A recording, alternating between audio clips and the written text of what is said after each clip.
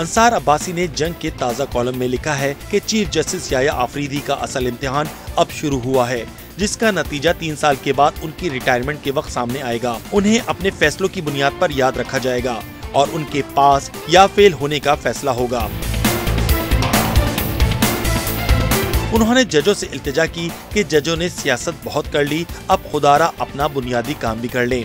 अंसार अब्बासी ने नए chief justice से दरख्वास्त की कि अदलिया को आवाम को जल्द और सस्ता इंसाफ देने पर लगा दें और जो लाखों मुकदमात अदालतों में साल से पड़े हुए हैं उनका फैसला करें। उन्होंने लिखा कि अदालत का काम है कि इन लोगों को जो कोर्ट कचहरी का नाम सुनकर डरते हैं, अदालती निजाम पर एतमाद बहाल करें।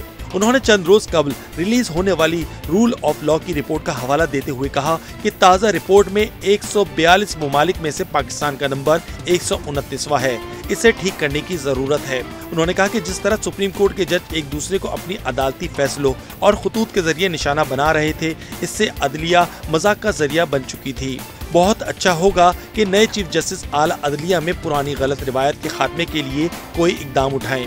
उन्होंने जजों की सियासत में मुदाखलत पर भी तनकीद की और लिखा कि जज सियासतदानों से ज्यादा सियासी बन चुके हैं। उन्होंने लिखा कि चीफ जस्टिस याह्या आफरीदी के लिए ये भी चैलेंज होगा कि वो किस तरह जजों को सियासत से पाक करते हैं।